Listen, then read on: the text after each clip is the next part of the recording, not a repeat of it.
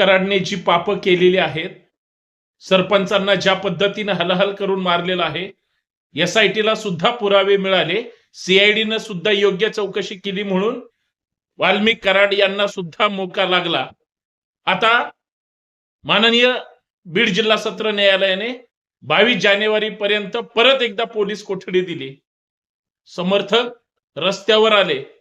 एका वाळू माफियासाठी, खंडणीखोरासाठी, खून करणाऱ्या मास्टर माइंड साठी जर वाल्मिक कराडचे समर्थक रस्त्यावर येत असतील तर पैसा किती लोकांना प्रिय आहे बघा.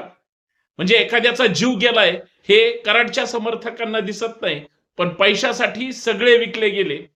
म्हणजे दुर्दैव याच आहे की पांगरी गावामधली महिला भगिनी कराडसाठी रस्त्यावर आले, आंदोलन करतायत.